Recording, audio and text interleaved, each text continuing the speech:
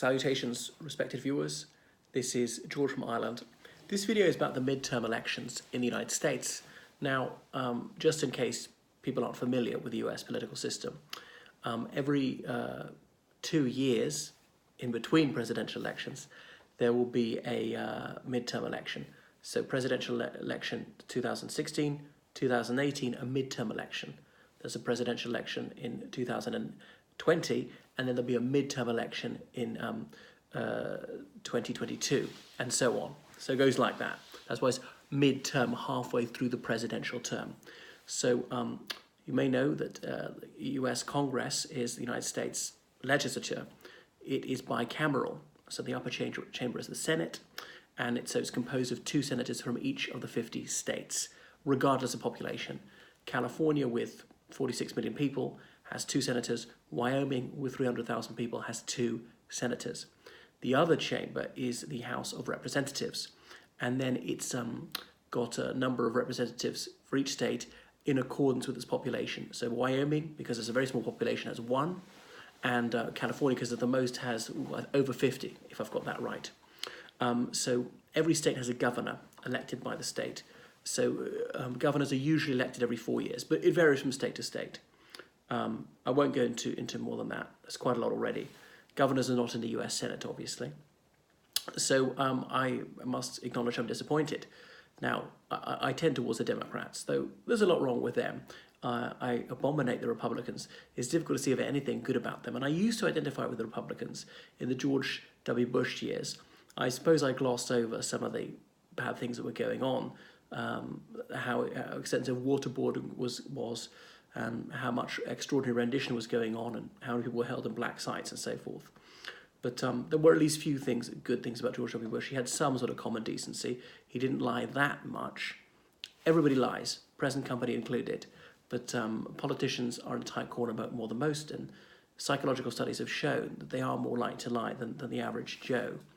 But Trump is obviously just off the chart, and unfortunately, the Republican Party is largely following suit. Since the death of John McCain, there are not many who are cut from the same cloth as him. Anyhow, my forecast, I suppose I should have published this, is I thought the Democrats would win the House, not by much, by about 10 seats. Because remember, up until now, the Republicans had a majority in the Senate, barely, and they had a majority in the House of Representatives, not by that much either. So the Democrats needed to gain 23 to flip the House, and I thought they'd gain about 33, and they've just about done it. Not even now, not all results are in. The elections were on, let me see, Thursday, if I got that right. Tuesday, if I got that right. They're always on a Tuesday. So I thought the Democrats would win the Senate by 2, and actually they haven't. They've lost. They've gone down by 2. So I got that one wrong. And I thought they would fight a few gubernatorial races. They did. I thought that Ted Cruz would hang on in Texas, and unfortunately he did narrowly. So I'm feeling lugubrious about being proved correct. I thought that Andrew Gillum would win in Florida, and he seems to have lost by a hair's breadth. I thought that woman in Georgia would lose, and it looks like she has. She's challenging it, which is mainly seems to be through voter suppression. And there's a most staggering conflict of interest. What happened to Nemo Udex in Kausasua? Because the Georgian elected official for elections is the man standing against her. So he's in charge of administering this system, and he can administer it to his own benefit by deliberately not accepting registrations from new citizens, who are much less likely to vote for a Democrat, and so on, and doing everything he can to suppress the African American vote. And African Americans break very heavily towards the Democrats, 90% at least. So that's that. So Gillum in Florida, I thought he seemed like a lovely chap. Savvy, genial, Apollonian, youthful, energetic, just came across as very likable, the sort of person I'd like to see in office, and actuated by a desire to serve the public, in public life for the right motives. And he hasn't made it, but he has come very close. So I suppose he's in a very good position to try again in 4 years when it comes up again. And likewise, in Georgia, the Republican won quite narrowly. So the Democrats have still made major gains. Look at Ojeda, who was standing as well. Richard Ojeda, such an honourable person with working class authenticity. And again, it's a plaintive reflection of the system, that he has not beaten this establishment politician, the woman who took so much money from Big Pharma and so on. A corporate hack has won. And you should see his very fiery concession speech where he really lambasts his opponents and saying he will not give up struggling for the common man. He will do his damnedest to ensure there's affordable healthcare and all the rest of it. Now, the dispiriting takeaway from this is that Trump has a reasonable chance of being re-elected. Incumbents usually are. But you can see some of the good stuff. The Democrats got 12 million more votes for the Senate than the Republicans. 12 million. You might say it's staggering. How can they possibly have lost then? Well, okay, the Senate's only 1/3 renewing each time, 100 senators, 33 up for election. This year, 2 years' time, another 33, and then 2 years after that, 34 of them are up for election.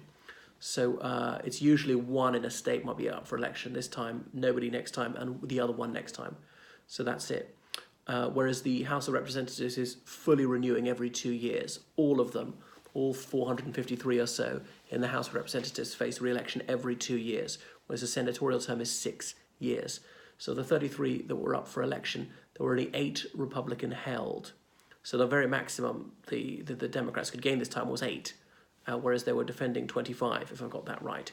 And they've lost 3, gained 1, if I got that right. Now, bear in mind that we're 2 Democrats standing in California, so we've skewed it, but taking that into account, and that's the most populous state, the Democrats still won 9 million votes more than the Republicans.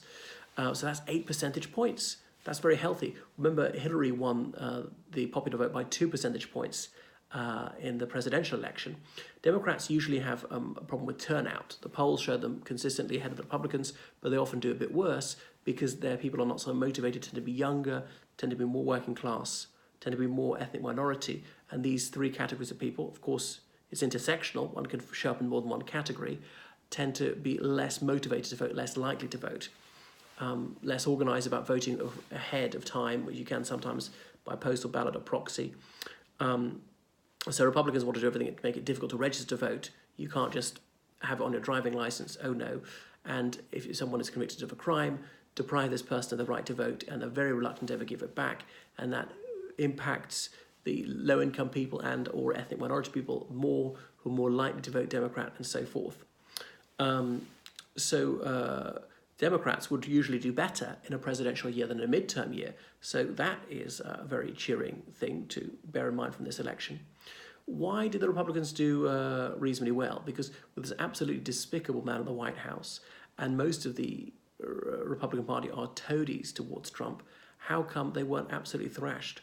Well, obviously there's this partisan alignment. Some people are just blindly loyal to him, no matter what happens, no matter how absolutely incontrovertible the evidence and a superabundance of evidence, they would still believe him, they still disbelieve the Democrats. In fairness, there's some Democrats who are equally blinkered.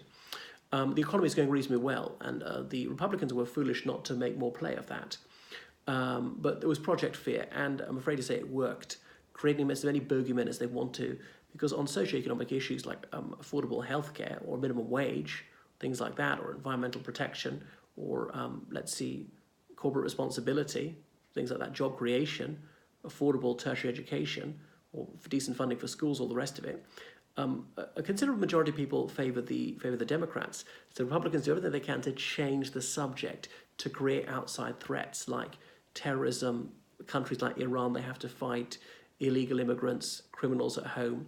Now, not that any of these are chimerical, such dangers do exist, but to really hype up the level of danger, because some people believe that the Republicans will really take their gloves off. When they fight, it's absolutely no holds barred.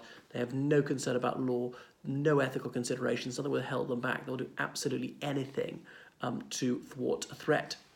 And they will spend like Billy-O on the military, which is usually the case. So they will deprive everybody else to feed the military. The military-industrial complex.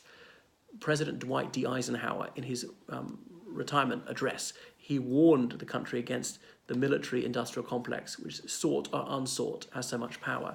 So obviously there's the military, and there are these big companies which manufacture things for weapons, and they're paying the lobbyists money to congressmen, to campaign donations. The Congress then are going to vote these fat contracts to build whatever weapon system to station bases in whichever state to bring in more money. So it's a sort of a revolving door. People leave the military, then become whatever executives in these defense manufacturing companies. And in low-income states like West Virginia, where Richard Ojeda comes from, there are very few decently paid jobs. One of the few ways to ensure that you have a reasonable standard of living is by joining the military. If you're from a proletarian family, higher education seems almost impossible, just prohibitively expensive, and perhaps the only way to access it, if you're not incredibly bright, is to join the military. So it was this caravan, and Trump played that card for all it's worth. He was abetted by his lackeys in Fox News. Sean Hannity came up at a rally. Sean Hannity has the chutzpah to call himself a journalist, except sometimes he says he's not a journalist, and he works for Fox News, perhaps the most dishonest channel in the Western world. And really, it seems to be now a wholly owned subsidiary of Trump, a publicist, a shameless sycophant for Trump, Sean Hannity, who'll rail against crime. And Trump is credibly accused of sexually assaulting about 20 women. I know he hasn't been convicted, which is staggering. Trump is a fraudster. I know he hasn't been convicted, but anyone can tell you he's a fraudster. You see Trump University, which wasn't a university. He was in the promotional videos. That is fraud. Mr. Hannity, where are you now when it comes to being tough on crime? I could go on all day about the lies he's told, about his behaviour. Sean Hannity, who's also Christian, and was he Trump's had unsafe sex with that prostitute Stormy Daniels, which doesn't bother me at all. But if you are a Christian fundamentalist, you shouldn't have such truck with adultery. We could go on all day. Sean Hannity's for Jesus meek and mild. You know, Trump calling for children to be executed for a crime they didn't commit. Trump saying that he would deliberately target civilians. That is a dictionary definition of terrorism, and it's endless. And then Hannity then goes on to accuse the rest of the US press corps being fake news. And obviously he tells many blatant lies in public, claiming that Hannity claiming that he was illegally surveilled by the Obama administration. He said it once, he's never repeated that one. Why? Because presumably he knows it's completely bogus, and he's too ashamed on this occasion to repeat a flagrant falsehood. So Fox News is a Trump mouthpiece. Just occasionally get a decent Fox News journalist who will ask some worthwhile questions. So that's that. Barefaced lies from Lion Ted, as Trump called him, Ted Cruz, claiming that his opponent, Beto O'Rourke, wanted to legalize heroin and take away people's firearms, things like that. So, perhaps the biggest lie ever told is that honesty is the best policy. It's very discouraging to see how flagrant lying has been turned into an electorally successful strategy for the Republican Party. It may continue. But anyway, there are reasons for optimism. The Democrats can be reasonably sanguine about 2020. They've got to pick a more credible candidate with wider appeal, not someone who's really banal and desiccated like Elizabeth Warren.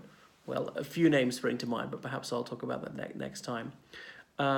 So that's that. Now this Democrat-dominated House of Representatives can, subpoena Trump, demand his tax returns, which he alone of presidential candidates for decades has refused to release. I know he's not legally obliged to, but he could soon be legally obliged to. So that's that. His wings have been clipped. He's still got the Senate there, so he's not going to be impeached because you need 2/3 of the Senate. Even if every Democrat voted for him, very few Republicans would. So unfortunately, you're going to have to live with Trump for at least 2 more years.